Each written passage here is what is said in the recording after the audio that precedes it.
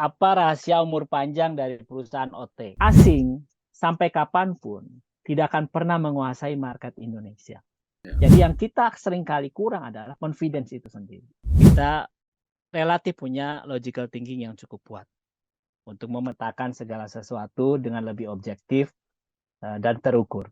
Ya, dan itu modal yang cukup baik di dalam kita memasuki dunia pekerjaan atau dunia usaha nantinya.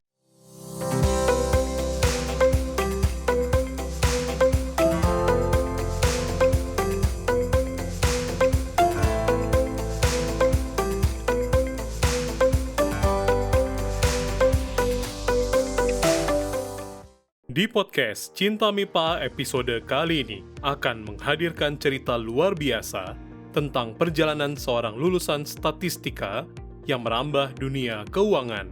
Pembicara kita kali ini merupakan sosok inspiratif yaitu Yudi Gustiawan atau yang akrab disapa Kang Yudi. Kang Yudi lahir di Bandung pada tanggal 17 Agustus 1973. Dia adalah lulusan statistik dari Universitas Padjadjaran. Perjalanan karier Kang Yudi membuktikan bahwa statistika bisa membuka pintu ke berbagai bidang, termasuk keuangan. Kang Yudi memulai pendidikannya di Universitas Padjadjaran meraih gelar sarjana S1 dalam bidang statistik, sekaligus mengejar gelar S1 dalam bidang akuntansi di STIE Inaba. Kesungguhannya dalam pendidikan kemudian membawanya meraih gelar Magister Manajemen di Binus Business School pada tahun 2015. Dalam perjalanan kariernya, Kang Yudi telah mengemban berbagai jabatan kunci di berbagai perusahaan keuangan ternama, mulai dari PT Mizuho Leasing Indonesia Tbk hingga PT Olimpindo Multifinance dan banyak lagi. Keahliannya yang komprehensif mencakup bisnis, dukungan bisnis, sumber daya manusia, operasional, akuntansi pajak, audit, hingga perencanaan produksi. Kang Yudi meraih penghargaan Top 200 Next Leader 2022 dari Infobank. Penghargaan ini merupakan bukti dari dedikasinya dalam industri keuangan yang sangat kompetitif. Kisah inspiratif Kang Yudi mengingatkan kita bahwa pendidikan di bidang MIPA seperti statistik bisa membuka banyak pintu peluang dalam berbagai industri. Dedikasi dan keinginan untuk belajar adalah kunci kesuksesannya. Mari kita menggali lebih dalam tentang perjalanan dan wawasan Kang Yudi. Jangan lewatkan episode kami kali ini di podcast Cinta MIPA episode 19 dengan judul Dari Analisa Data ke Analisa Keuangan. Jadi yang saya boleh katakan industri keuangan akan ramah dengan industri yang seperti itu. Karena sebenarnya di balik itu semua dari world leader ya saya bilang gitulah, baik itu korporat baik itu country ya hegemon itu akan mengelunturkan uang ke sana dan ada insentif betul ya Kang? Ya. Ini menarik nih, silakan ada pertanyaan dulu nggak, jadi jangan saya jadi host sebenarnya jadi malah saya yang Iya. Silakan ada pertanyaan. Ini menarik. Kita bicara korporat corporate culture serta OT tadi, kemudian menyeberang ke sustainable living. Ya, ini sih sebenarnya udah ada pertanyaan, Kang. Ya, silakan. Ya, apa rahasia umur panjang dari perusahaan OT?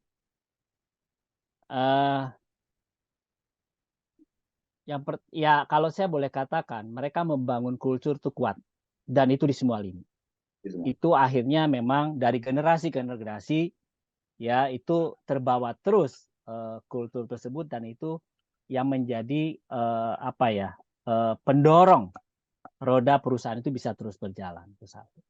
Nah, yang kedua, mereka itu terbiasa bukan hanya bicara short term goal, tapi juga long term goal. Mereka nggak hanya bicara tahun depan mau ngapain, tapi 3 tahun ke depan mau ngapain, 5 tahun ke depan mau ngapain. Dan mereka terus setiap tahun akan terus maju terus. Mikirin apa yang akan dilakukan selama 3-5 tahun ke depan. Dan setiap terutama key person itu akan selalu terlibat aktif untuk mikirin apa yang kira-kira bisa dilakukan selama 3 atau 5 tahun ke depan. Ya, hal lain juga yang saya lihat adalah inovasi yang memang tidak berhenti ya. Jadi dari tahun ke tahun itu even misalnya kita bicara katakanlah wafernya sama, kita bicara wafer Tango. Tapi kemasan tuh mesti ada yang berubah. Dan itu yang memang menjadi kontinuitas atau disiplin yang memang ada di grup tersebut. Nah, yang terakhir, seberapa mereka concern dengan kompetensi karyawannya, ini juga menurut saya salah satu yang saya boleh katakan sangat serius di sana. Ya, hal yang terakhir, owner kami juga cukup peduli dengan kesehatan karyawannya, Pak. Itu Kang. Jadi di kantor pusat terakhir itu di sana mereka siapkan di satu lantai itu khusus area gym. Ada kelas khusus untuk gym, alat-alat gym yang boleh dikatakan investasi yang tidak murah, karena saya boleh katakan owner itu terbiasa begini. Kenapa yang di bawah disiksa masih mau bertahan, Kang? Ya, ini saya kasih tahu salah satunya. Owner itu selalu menerapkan yang dia suka pakai dan dia senang pakai. Jadi ketika dia misalnya latihan nge-gym pakai alat apa yang, oh ini enak nih. Dan dia akan pakai alat itu untuk ditaruh di tempat karyawannya bekerja, untuk dipakai juga. Jadi standar kenyamanan yang dia pakai untuk karyawannya, itu standar si owner sendiri. Jadi kita merasa well appreciated di sana. Ya, contoh lainnya misalnya, ketika dia bicara produk baru dia akan coba itu makanannya. Dan dia akan selalu ajak orang-orang key person untuk ikut nyoba. Jadi bareng-barengan nyoba makan. Jadi kadang-kadang ada owner, lu bikin apa, ya udah lu jalan sendiri. Dia menyoba, sikat gigi dia coba, pasta gigi dia coba, semua mie apa semua yang produk baru dia akan coba sampai ketemu, oh ini enak. Ya, nah, ini yang memang salah satu rahasia kenapa memang kami melihat ini adalah proses, bukan hanya kami bekerja mencari nafkah, tapi banyak hal yang menjadi edukasi buat kami di dalam kami hidup ya. Di OT untuk pencet tombol yes untuk sebuah produk untuk dipasarkan, saya dengar itu pasti tidak mudah ya. Tesnya banyak sekali. Banyak sekali. Jadi kalau izin saya bicara dari luar ya Kang ya. Kalau pertanyaan dari Kang Tendi ya tadi ya, kenapa OT bisa berumur panjang? Saya berani bilang karyawannya itu tough semua dan siap bertaruh semua. Sangat kuat, dan di produk itu ini mungkin satu lagi di produk fast moving customer itu ada dua arus besar. Satu, produk itu diuji dengan sangat kencang di internally baru di launching. OT itu di situ sangat kuat. Yang kedua itu ada yang tipikalnya dilemparkan saja semua dulu, nanti yang bertahan baru kita belain. Dan saya lihat lama-lama saya kok lebih cenderung ke masa pertama, dan orang tua itu pemegang kuat di masa pertama, betul ya? Betul. Masa berikutnya mungkin Unilever, dia akan mengakuisisi yang sudah jalan. Sudah jadi, iya. Ya, salah satunya ABC itu. Kecap Bango ya. Itu salah satu keberhasilannya. Jadi itu beda ya. Jadi which is itu style ya itu betul. Beda. Dan yang paling penting adalah mungkin orang tua dia konsisten dengan stylenya mereka. Jadi orang ketika Anda mengganti style itu semua infrastruktur Anda di bawah itu kebingungan. Ya. Silakan ada pertanyaan lagi atau tambahan Kang Yudi. Ya, bagaimana kita memaintain partner itu juga satu hal yang membuat kenapa perusahaan ini bisa bertahan panjang. Ya. Beliau OT sangat memaintain partner dengan baik. Ya, itu juga satu hal. Supplier, packaging, distributor, betul ya? Ya. Saya tahu itu sangat bagus, sangat disiplin. Demanding, saya bilang sangat demanding terhadap karyawan. Ya, you have to be very fit every time, betul ya? Ya. Tapi kompensasinya setara, sangat bagus. Ya. Ada pertanyaan lain? Silakan. Ini menarik, soalnya kita boleh nambahin. Saya boleh nambahin. Boleh Kang Tendi. Saya Tendi kan dari MIPA juga. Pertanyaan saya, salah satu resep umur panjang selain yang kesuksesan internal ya gitu, itu juga kita memelihara kompetitor ya, ya. Nah jadi siapa kompetitor dari OT ini? Nah kemudian apakah berjalan kompetitif intelijennya gitu? Itu aja mungkin pertanyaan. Ya. Kalau bicara marketing intelligence, saya rasa itu sudah satu keharusan ya, karena kan memang persaingan kan pasti akan ada di sana. Cuma satu hal yang memang satu garis prinsip yang seringkali dijadikan acuan teman-teman ketika misal launching produk, menetapkan harga jual misalnya. Owner kita itu selalu bilang, gua mau orang-orang bisa beli makanan gua yang enak ini dengan harga murah. Nah, itu salah satu yang sebenarnya nilai kuat sehingga kita pun bisa berkompetisi dengan baik. Ya, misalnya gua mau ini orang dengan duit 500 atau 1000 perak bisa dapat ini wafer Tenggo ini. Nah, terserah lu ngitungnya bagaimana dah. Yang penting gua mau, karena gua mau semua orang bisa nikmatin makanan ini. Jadi itu yang akhirnya kan menjadi challenge. Jadi kita tuh bolak-balik tuh di challenge bagaimana bisa menjual dengan baik, tapi dengan harga yang bisa diterima market, ya itu secara tidak langsung menjadi kekuatan kita di dalam berkompetisi dengan kompetitor kita. Ya, saingan kita pasti ada, Pak. Ya, Unilever salah satu jelas ya. Jadi berbagai grup besar itu ya itu adalah pesaing utama dari grupnya orang tua. Ya, tapi sejauh ini kita bisa bertahan dan memang ada di beberapa produk tertentu yang kita memang boleh dikatakan cukup kuat lah di market positionnya gitu loh. Ya, ya kurang lebih seperti itu Kang Tendi. Ya, orang tua goalnya jelas. Jadi dari owner goalnya tegas. Ini harus bersaing dan kemudian tinggal teman-teman yang bekerja memikirkan ya. Iya. Ya. Tapi ya, silakan ada pertanyaan lagi karena saya sangat berharap ada yang bertanya karena jangan kita berdua nih Kang.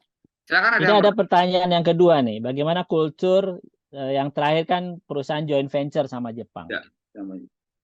Ya, jadi setelah saya lama di orang tua kan terakhir saya di perusahaan Mizuho Leasing Indonesia. Ini kan ownernya ini adalah kolaborasi antara Mizuho Group dengan Bank Panin, Kang. Ya, ini dengan Bank Panin ya? Ya, betul. Tapi controlling shareholder-nya adalah Mizuho.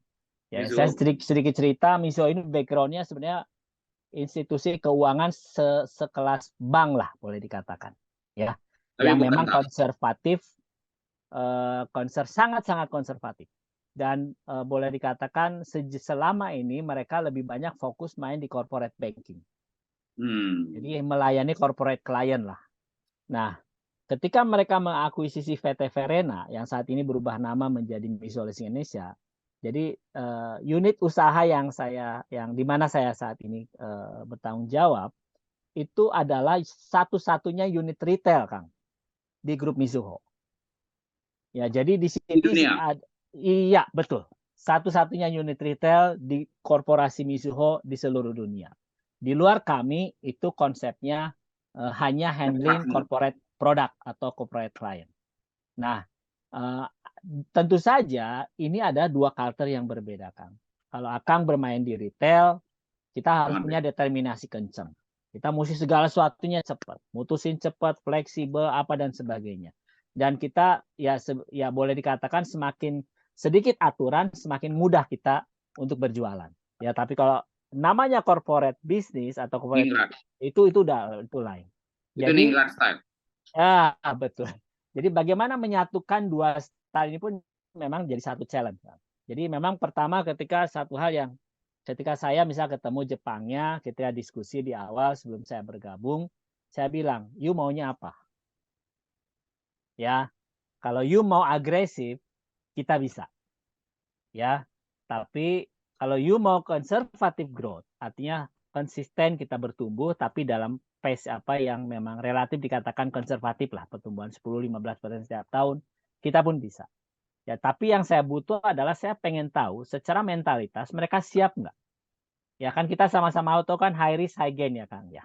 Jadi kalau kita main dengan risk appetite yang memang lumayan berani, ya pasti kita bicara account overview-nya pasti akan lebih banyak. Ya, nah ini yang saya mesti cari tahu, saya digging up dulu. Jadi lu maunya apa? Dari sana saya dapat pemahaman, oh saya sukanya yang konservatif. Oke, kalau gitu. Jepang banget. Ya, jadi tapi yang saya juga perlu jelaskan ke dia bahwa tidak mungkin tidak ada resiko. Ya. Jadi sedikit informasi, Kang. Sebelumnya mereka sudah 10 tahun lebih berbisnis di corporate business. Mereka tidak ada overdue satupun, Kang. Tidak ada overdue satupun? Tidak ada overdue satupun. Tapi kliennya corporate semua, Kang. Ya, tapi berarti kan analisis awal sangat kuat. Iya, betul, Kang. Ya, ya cuma tapi kembali, Kang. Pertumbuhannya sangat-sangat slow. Klien mereka adalah state-owned company atau Japanese affiliate company atau misalnya public company. Jadi terbatas pilihannya. Karena ini yang memang boleh saya katakan ya ini corporate style yang memang yang ada.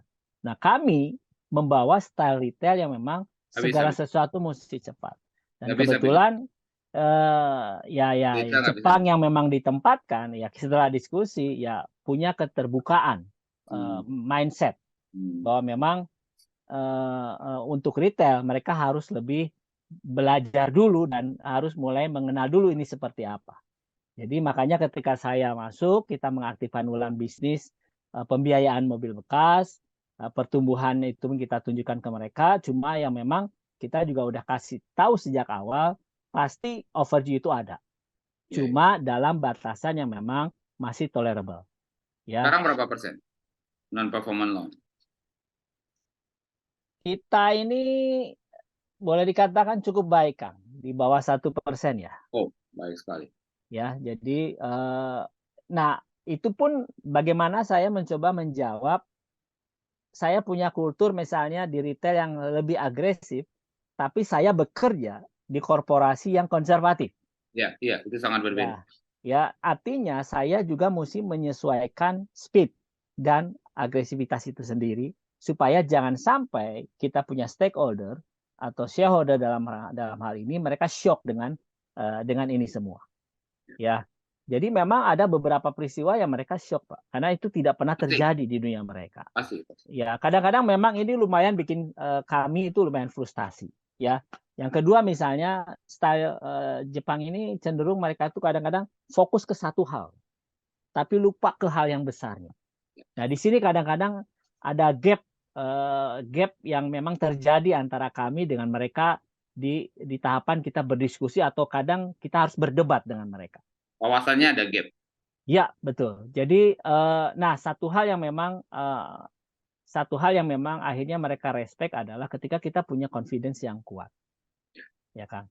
Nah, hal yang mungkin cukup ini yang saya perlu sampaikan ke teman-teman atau ke adik-adik semua bahwa asing sampai kapanpun tidak akan pernah menguasai market Indonesia.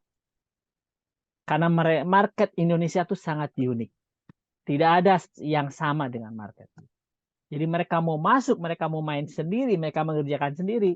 Mohon maaf ya, menurut saya tidak akan pernah ada yang bisa berhasil.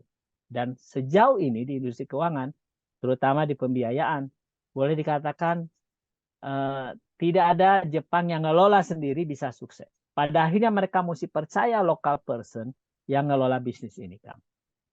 Ya, istilah kata begini, Kang. Mereka mana mau, Kang, misalnya ada proses kita tarik unit, terus kemudian kita melibatkan polisi, terus kita kasih misalnya tanda terima kasih lah bahasanya, gitu ya. Ya, mereka comply. Itu apa? Ya. Itu masuk COA mana? Gitu. Jadi ada hal-hal yang memang nggak akan pernah masuk ke benak mereka. Tapi ketika mereka bilang nggak mau, ya operasional lapangan tidak akan pernah bisa berjalan. Akhirnya bisnis yang akan dikorbankan. Jadi satu hal yang mungkin perlu kita punya confidence di sini ya buat teman-teman semua bahwa kita lebih mengenal market kita dibanding asing siapapun. Ya. Jadi yang kita seringkali kurang adalah confidence itu sendiri. Itu ya ketika kita menghadapi mereka ya kita mesti menyadari bahwa kita lebih tahu mereka. Gitu. Tinggal persoalannya bagaimana kita menyampaikan itu dengan cara yang bisa mereka terima dengan baik. Ya. Jadi ya ada banyak kejadian kita sampai berdebat sama Jepang. Jadi tapi ya at certain point kita akan ketemu satu konsensus yang memang oke, saya hormati karena ini kan kita bicara hal yang memang sifatnya vertikal dari atas yang kita mesti ikutin. Tapi ada hal yang saya akan minta ruang di mana jangan ikut campur di sini. Kalau enggak lu nggak akan siap mental. Gitu. Kurang lebih seperti itu, Kang. Oke, saya ambil satu pesan ya. Teman-teman yang dengar ini yang 5 menit barusan diutarakan Kang Yudi itu spesial. Saya tahu sangat spesial. Di culture korporat Jepang, orang lokal, saya nggak ngomong Indonesia, di mana saja bisa berdebat veto, itu bisa bilang veto seperti itu spesialnya dua, Kang Yudinya dan orang Jepangnya, betul ya. Jadi Jepang biasanya tidak punya ruang untuk itu. Iya. Tidak memberikan ruang untuk lokal seperti itu. Jadi ada satu cerita saya konsultan, saya dipanggil mempresentasikan membawa sebuah perusahaan Indonesia grup besar ke Afrika. Dan saya presentasi dan direkturnya ngalamin saya. Dan semua orang yang bawa itu senang keluar dan kayaknya kita jadi ini. Saya bilang nggak jadi. Lalu kok lu yang presentasi PD itu malah nggak jadi. Kenapa? Tapi direktur gue suka, direktur lu suka. Atasan direktur lu nggak suka pasti. Karena begitu saya keluar dari pintu saya lihat akta perusahaan yang dipajang, komposisi holdernya. Dan saya bilang pasti diveto sama Tokyo. Dan mereka kaget. Maksudnya mereka kaget melihat diri mereka sendiri, kenapa kita diveto ya? Baru tahu lo diveto, iya. Karena lo belum pernah cross deadline also. Pasti diveto. Jadi kayak lagi ini kita bicara, mungkin sesi kali ini, Didi mungkin nanti kita ganti judulnya. Lebih banyak bicara kita ke corporate cultures ya. Ada corporate culture yang bisa di-deliver oleh Kang Yudi dengan sangat kuat. Tentang orang tua adalah culture yang corporate yang sangat kuat. So kita harusnya bicara tentang itu. Jepang itu corporate culture-nya sangat unik, ya, sangat unik. Dia tidak akan memberikan kekuasaan sebesar itu. Not usually, dia tidak akan memberikan kekuasaan seperti bisa equal debating segala macam dengan locals, even though itu director level. Usually begitu, tidak semua ya. Saya kan ada pertanyaan itu dan ini bagus nih. Mungkin saya sih sarankan kayak Kang Yudi harusnya diundang offline ke anak-anak mahasiswa itu sehingga dapatkan insight yang lebih dalam ya nggak? Gini loh corporate cultures ya. Silakan ada pertanyaan lagi.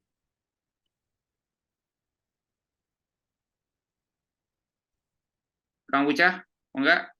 Intinya saya mengucapkan terima kasih. Terima kasih ya. Karena Kang Yudi udah hadir di sini dan sharing tentang corporate culture ini bagus sekali. Karena tiap-tiap corporate itu punya keunikan ya. Apalagi lagi di perusahaan Jepang, perusahaan lokal juga saya dengar meskipun saya belum pernah ya, misalkan grup Astra kayak gimana, grup orang tua kayak gimana gitu ya. Tapi biasanya kalau yang grup-grup yang punya culture yang kuat itu biasanya training-trainingnya juga banyak tuh biasanya gitu ya. Banyak sekali training ya. Ya seperti di Astra itu training-trainingnya luar biasa. Ini aja terkait bunga kan di industri perbankan khususnya bunga untuk UMKM itu kenapa tetap tinggi ya?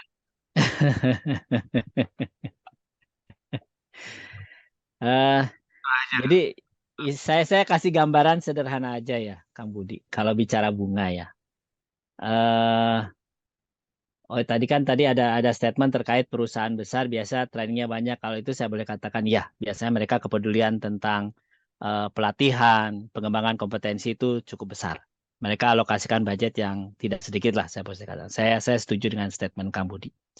Terkait kenapa untuk UMKM bunganya relatif tinggi, sebenarnya bunga tinggi rendah, salah satu komponennya ada resiko, Kang Budi. Ya, jadi ya ketika tingkat resiko atau potensi gagalnya tinggi, ya otomatis mereka akan naruh premi yang akan ditambahkan ke bunga dasarnya itu lebih tinggi dari yang lain. Ya boleh dikatakan memang UMKM ini kan memang kalau secara risk profile dibanding misalnya satu perusahaan yang sudah well established sudah pasti kan jauh ya secara risk profile-nya. Otomatis di mata perbankan pun berbeda cara memberikan treatment khususnya dalam kaitan bunga jualnya. Ada yang lain silakan. Ini kebetulan bagus. Saya lihat ada orang-orang, maaf, muka-muka baru ada di sini ya. Silakan bertanya. Ada ya apa nih? Yesri. Ada Teguh nih masih mahasiswa ya. Fajri.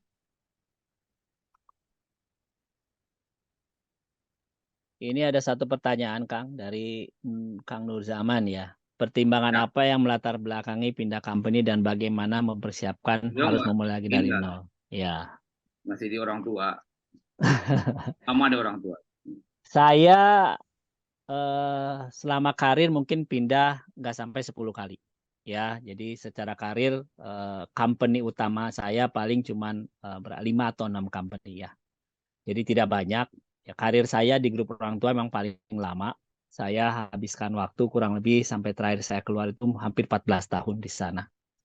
Nah, lalu kemudian 3 tahun di Olimpindo dan terakhir di akuisisi Jepang. Jadi lalu kemudian terakhir ini saya masuk tahun kelima di Misi Leasing Indonesia. Jadi mungkin saya akan kasih sedikit gambaran ya, bagaimana ketika kita di dalam perusahaan melihat ada CV yang setiap tahun pindah perusahaan. Ya, nah ini saya memang dari generasi yang mungkin kelompoknya generasi X ya. Jadi gaya orang tua yang istilahnya ngelihat itu, aduh ini sih sebentar juga pindah kalau nggak kuat, gitu loh. Jadi memang buat adik-adik mungkin nanti, kalau ini kan Kang Nur Zaman mungkin cukup senior ya. Ini saya mungkin pesan ke adik-adik dulu. Ya sebaiknya sih ketika memasuki satu perusahaan, ketemu masa 2-3 tahun sampai kita benar-benar tahu ada potensi apa dan sebagainya, baru kita memutuskan untuk berpindah ke tempat lain. Nah, kalau untuk saya pribadi, apa yang menjadi latar belakang itu ada beberapa faktor, Kang Nur Zaman. Itu bisa faktor karena keluarga, misalnya, karena memang pengen supaya berdekatan. Ada faktor karena karir, ada tadi juga saya bicara faktor, ada kegelisahan. Saya pengen ilmu saya dipakai. Ya. Nah, terakhir itu memang ketika udah makin karir makin sejalan dengan waktu lah, saya boleh katakan, maka challenge itu yang menjadi biasanya pendorong utama. Misalnya ketika saya pindah dari grup orang tua ke Olimpindo. Di situ saya dapat challenge menjadi presiden director. Ya, ini satu tantangan baru buat saya memimpin satu perusahaan dari ujung ke ujung. Jadi itu hal yang akhirnya mendorong saya, oke, saya akan ambil challenge ini. Sampai kemudian saya pun dapat mandat dari owner untuk bisa menggait investor Jepang. Ya, akhirnya investor Jepang masuk, makanya perusahaan berganti nama menjadi Jetras Olimpindo. Ya, lalu kemudian ketika memang udah berjalan kan namanya ketemu partner baru, kita kan harus bicara ke depan visi dan misinya sama atau tidak. Ya sampai satu titik kan mungkin kita juga melihat bahwa kalau kata orang di organisasi itu tidak boleh ada 2 matahari ya Kang, nanti orang bingung. Ya, kecuali mataharinya bisa digabung jadi satu, kan gitu ya. Nah, makanya ketika ada perbedaan visi, mau nggak mau saya mesti menghormati new controlling shareholder untuk melanjutkan itu semua. Nah, makanya itu fase di mana saya berpindah ke Mizuho Leasing Indonesia. Ya, tentu saja juga karena ada challenge juga di sana. Jadi, biasanya memang kalau sejalan dengan perjalanan karir, maka pendorongnya akan berbeda-beda, Kang Nurzam. Ya, kalau masih muda, masih single, maka urusannya duit. Ya, atau karir, jabatan, naik pangkat. Kalau sudah mulai berkeluarga, maka faktor keluarga yang menentukan. Ya, kalau sudah mulai karir makin panjang, maka aduh, gua pengen aktualisasi diri. Ya, pengen ada challenge, pengen ada sesuatu di mana yang memang sesuatu yang bisa menjadi titik balik untuk kita ke hal yang baru ataupun tantangan yang baru. Kurang lebih begitu, Kang Nur-Zaman. Terima kasih. Ya karena ini suatu fenomena pemuda generasi sekarang tuh begitu ya, banyaknya yang tidak kerasan gitu Kang. Iya, itu betul sekali, Kang. Maka memang beda generasi, ya maka beda pula memang karakteristiknya. Saya sih sempat berharap ya, kalau sudah saat ini kan masuk generasi Z, siapa tahu balik lagi generasi A, B, C, nanti generasi X lagi, yang awet rajet mau kerja di satu tempat. Tapi memang satu hal yang organisasi saat ini juga mulai sadari bahwa perusahaan pun harus mulai mengadjust diri.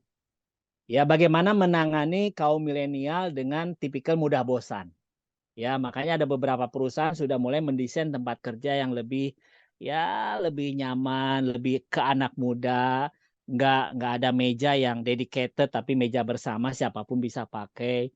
Yang ada bisa nyediain misal pingpong apa dan sebagainya. Dan saat ini beberapa perusahaan sudah mulai memperhatikan apa yang menjadi daya tarik supaya bisa mempertahankan atau meningkatkan loyalitas dari kaum milenial supaya bisa bekerja lebih panjang. Ya, satu kalau izin saya tambahkan, kayaknya dengan dunia mengecil itu berarti IT. Kalau kita dulu sadar tahun 90-an itu bekerja itu kan dari jam 6 sampai jam 8, itu kita spending time, tapi itu belum bekerja. Betul ya, kita dari rumah ke kantor, itu belum bekerja, tapi kita udah menghabiskan waktu kita 2 jam, berarti kan 1 dari 24 jam ya. Kalau potong 8 jam itu tidur segala macam, we spending a lot of time, itu baru mencapai titik tempat kerja. Kemudian take a rest segala macam. Saya rasa yang harus disadari tahun ke depannya, terutama dipacu oleh pandemi gitu, pekerjaan itu memang organisasi bakal lebih sederhana. Intinya adalah roh-rohnya saja.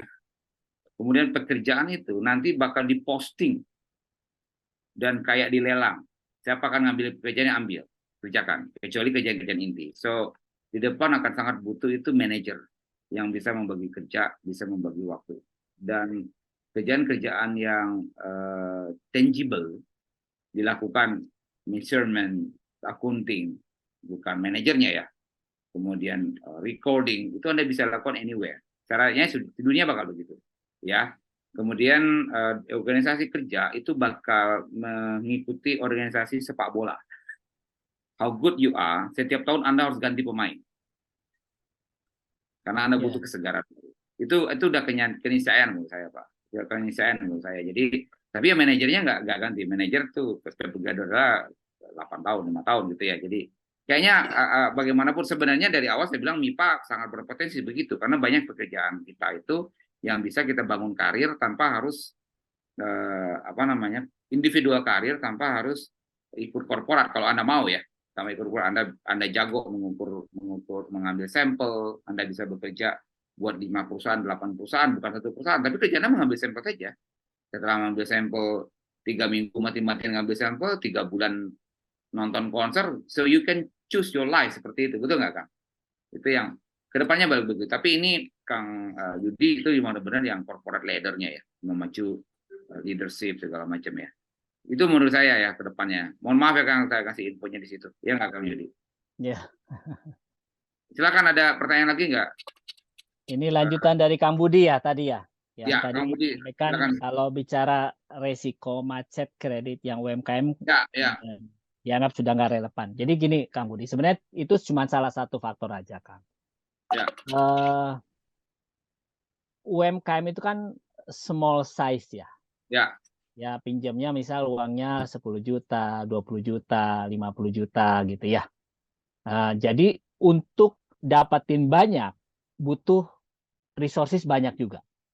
Ya contohnya misalnya kayak buat bank misalnya. Bank yang misalnya fokus ke yang kecil-kecil, saya rasa tidak banyak. Yang saya tahu saat ini yang cukup eksis adalah Bank BRI misalnya. Ya, kalau bank-bank besar itu cenderung tidak banyak bermain ke yang size pinjamannya kecil-kecil, ya terutama yang memang kaitan dengan ini. Kenapa? Karena memang acquisition cost-nya lumayan tinggi, Kang Budi. Jadi acquisition cost-nya itu lumayan tinggi, kenapa? Istilahnya satu orang untuk survei, ngecek, ya ke istilahnya melihat kredit skornya misalnya satu UMKM, ya, tapi cuma untuk bisa ngasih pinjaman 10, 20, 30 juta. Resource-nya tuh kemahalan buat bank. Ini saya bicara perbankan. Makanya bank yang memang fokus ke UMKM, saya boleh katakan tidak banyak. Nah, kenapa bank itu eksis dan bisa bertahan? Ya karena memang tidaklah banyak lawan di sana.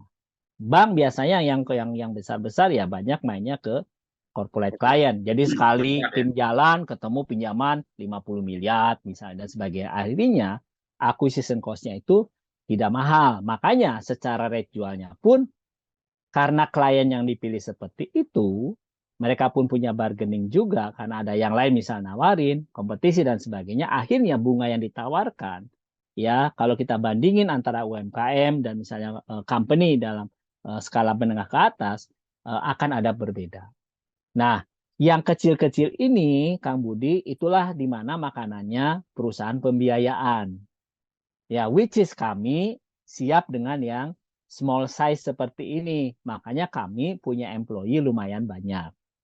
Ya, untuk bisa menggarap jumlah konsumen yang tersebar di mana-mana dan jumlahnya pun banyak. Walaupun mungkin skala pinjamannya relatif tidak banyak. Makanya supaya kami bisa survive, tentu kan uang kami kan perusahaan pembiayaan bukan deposit taking ya. Kita nggak narik tabungan, deposito karena kita nggak punya hak atas itu, dilarang. Bank yang bisa itu. Jadi dana yang kita pakai buat minjemin ke UMKM dan sebagainya, dana yang kita pinjam dari bank. Yang which is otomatis mereka kan butuh margin juga. Jadi akhirnya karena kita bicara rantai ekonomi seperti ini, bank butuh margin udah naik. Kita pun butuh margin, OPEX kita pun perlu ditutupi. Itulah kenapa relatif bunga yang ditawarkan kepada UMKM itu jatuhnya tampak lebih tinggi dibandingkan untuk yang kelas-kelas corporate client. Ya mungkin gambarnya selain faktor masalah resiko. Gitu Kang Budi. Oke. Nah, jadi yang pokoknya acquisition cost sebetulnya Ya, betul. Betul. Detention cost sama OPEX-nya gede ya, Kang? Ya, OPEX-nya betul. juga gede. Ini sebenarnya bisa di-achieve kalau si UMKM-nya berkelompok ya. Gimana, Kang? Kalau UMKM-nya berkelompok ya, kalau jalan ya kooperasi. Iya. Ada yang pernah nyoba, Kang. Kayak yang saya pernah tahu, misalnya kayak sekelas Bank Danamon, dia kan ada produk untuk yang itunya, yang microfinancing-nya ya. Dulu bikin kayak grup-grup kayak small cell gitu, mereka saling jaga dan sebagainya. Ya cuma ya nggak terlalu bisa dikatakan berhasil, Kang. Gitu. Ya saya paham, karena faktor determinannya tinggi sekali. Yang ini, yang sektor ini jaga, sektor sana lepasan gitu ya. Iya. Ya, make sense. Ya paham. Silakan ada pertanyaan yang lain, teman-teman. Karena 21, 23. Ini menarik, sebenarnya saya pengen dalam, pengen panjang lagi. Tapi kita terbatasin waktu. Itu yang saya simpulkan, sebelum nanti akan ada kata penutup ya. Ini sebenarnya sesinya saya bungkusnya itu corporate ventures ya. Kemudian financing. Kita belum bicara tentang bagaimana Kang Yudi membawa statistik beliau, tapi saya rasa dari ucapan beliau udah kelas ya, udah keluar. Cara berpikirnya sangat statistik ya, possibility-nya jelas. Kalau saya selalu bicara tuh matematika tuh saya suka bicara himpunan ya, jadi golongan mana jelas. Jadi Anda boleh dengar tadi ketika Pak Nurjaman kalau saya tadi nanya bagaimana dengan Jepang, dan beliau sampaikan kalau itu adalah dua himpunan yang berbeda. Jadi dua living creatures yang berbeda, culture-nya orang tua dan grup ya, dengan culture Jepang dan bagaimana beliau memadukan itu. Saya rasa itu adalah roh dari statistiknya, dari matematikanya. Banyak orang yang gagal paham kenapa dua ini tidak bersatu, karena memang dua-duanya berbeda. Nah, Kang Yudi dengan itunya sedikitnya mencoba untuk, dan bukan mencoba ya, berani untuk mengatakan lu mundur dulu deh, kan gitu ya, lu mundur dulu biar kita yang handle. Itu kedengarannya sederhana, tapi saya mau sampaikan di beberapa culture korporat di depan itu butuh grit, butuh keberanian yang besar untuk bicara seperti itu ya. Dan itu pasti keberanian yang terukur, dalam arti kata dia udah kenal terennya dulu, dia udah kenal wilayahnya, udah kenal keterbatasan diri, kekuatan diri, dan terrain, objek yang ditangani. Dan itu semua sebenarnya cara berpikir matematika, statistik semua. Jika itu living di kepala Anda tahu memeta-metakan sesuatu. Itu yang mungkin yang saya tidak mudah itu, tapi disampaikan dengan sangat fluent, sangat lancar oleh Kang Yudi. Ya, terima kasih Kang Yudi. Silakan, mungkin ada kata penutup. Saya harus tutup karena udah hampir 1,5 jam ya, Kang Yudi. Ya. Oke, terima kasih teman-teman sudah bersedia mendengarkan sedikit cerita dari saya. Ya buat adik-adik mungkin teman-teman mahasiswa, saya rasa kita punya kelebihan ya sebagai lulusan MIPA karena saya melihat teman-teman atau kita dan saya sendiri bagian dari sini kita relatif punya logical thinking yang cukup kuat untuk memetakan segala sesuatu dengan lebih objektif dan terukur. Ya, dan itu modal yang cukup baik di dalam kita memasuki dunia pekerjaan atau dunia usaha nantinya. Lalu kemudian terkait dengan tadi mungkin Pak Kang sampaikan bahwa kok bisa berani misalnya berdebat katakanlah dengan kultur Jepang yang tidak terima kata debat. Jadi memang betul bagaimana confident itu bisa muncul itu tidak dengan sendirinya. Jadi lewat pembuktian semua. Jadi selama 3 tahun pertama fase saya membuktikan I deliver result. Dan they admit the result. Dan so far the result we brought to them can be said quite outstanding compared to others. Ya, gitu loh. Jadi ya, itu yang membuat akhirnya mereka respect itu lebih besar kepada kita. Dan kita pun punya confidence yang lebih baik dan lebih kuat. Dan yang pasti yang kenapa kita berani karena kita punya keyakinan apa yang kita sampaikan memang sepenuhnya untuk kepentingan perusahaan. Dan kita melihat itu sesuatu yang baik buat perusahaan, buat kemajuan perusahaan ke depannya. Jadi kenapa harus takut disampaikan? Ya, jadi itulah kenapa confidence itu bisa muncul ya ketika kita sudah menunjukkan sebuah bukti dan kita hands on dengan pekerjaan kita dengan baik. Ya, itulah akhirnya bisa ada confidence yang kuat sehingga kita pun relatif menempatkan diri setara dengan mereka yang mungkin boleh dikatakan employer-nya kita. Ya, pesan ya kurang lebih itu pesan dari saya teman-teman selalu optimis, positive thinking dan selalu terbuka dengan hal baru. Kalau yang kita belajar bicara tools, yuk come on let's connect the dot dengan industri realnya nanti.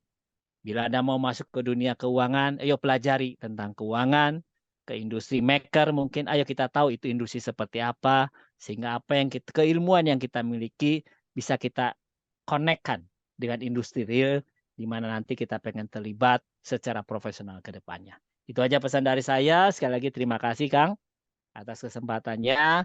Sukses buat kita semua. Salam sehat juga. Terima kasih. Kang Yudi, terima kasih. Teman-teman, ini belum diberhentikan dulu Kang Yudi, kita tutup dulu ya. Tapi kita masih ngobrol, saya masih pengen banyak ngobrol sama Kang Yudi.